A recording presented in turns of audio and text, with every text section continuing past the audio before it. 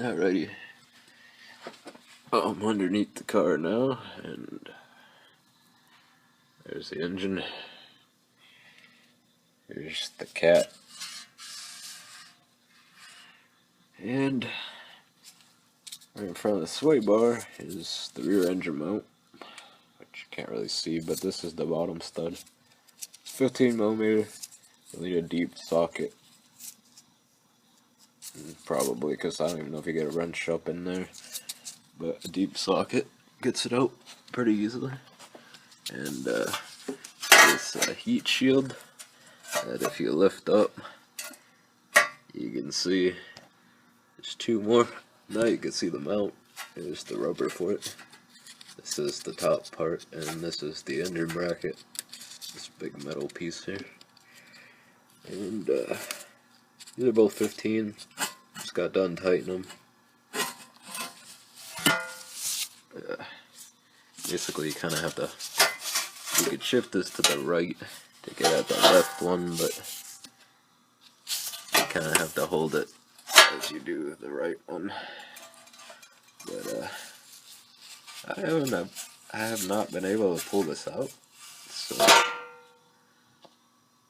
get out of here, low battery warning. I've not found a way to pull this out because the exhaust, the flex pipe, pretty much prevents you from getting this out, at least that I've seen.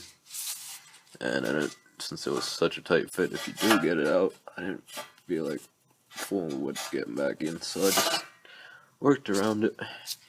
Then the only two things holding this engine mount in are these two Torx bolts that go through the subframe here, and they are a T55. If I could find it. Here you go, T55. This is a gear wrench. You could use whatever though. I also put this half-inch adapter to put on my bigger torque wrench, because I believe these get torqued to something like 70 foot-pounds. I couldn't find the exact number. I forget what this is torqued to, but it's nowhere near 70. I'm gonna say like 35 or something. And then there's two little bolts that hold the heat shield on, and they go into the steering column. I did not change this mount because you have to loosen either of these bolts and move the rack up so that there's enough clearance for the engine bracket that's under here to move up, because it hits the rack and pinion if you raise the engine as far as you can, and you won't get those studs clear from the top. Or I believe another option would be to, there's a bolt in there somewhere. Yeah, there is. I can't even see it, but you could take these sway bar bushings off, which would probably be easier from the other side, I'm guessing. Yeah, definitely easier. And there's another one on the other side, but and then you'll probably have to pop the tie rods out, or at least take this nut off, hit this up, get it out the way. Or well, actually you don't have to do that with the steering rack, you could leave that on, because once you remove these pinch bolts, you'll be able to lift that up. Might be a pain to get back in place. I've done it once before on a 3800. It is possible. You may also have to lower the subframe. Right there. 18mm. And then loosen the other side as well.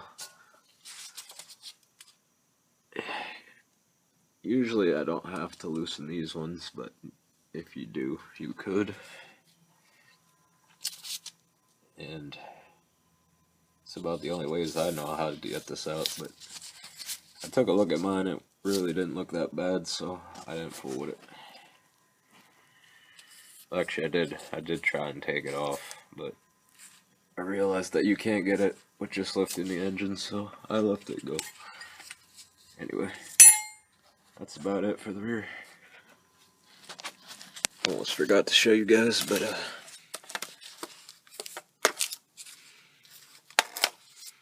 this is a 10mm bolt.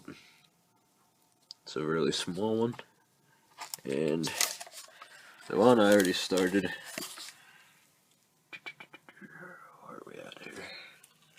Right above that sensor. I don't know if you guys can see in the rust there, but not really. But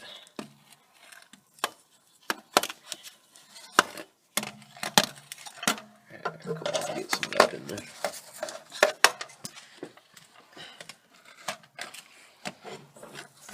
But I don't know. Best thing I could do to show you guys is just get up with my hand, I guess. It's up. Right. Fingers on it right now. Right there. And then the other one goes right on top of here. Let's see if I can get it in quick.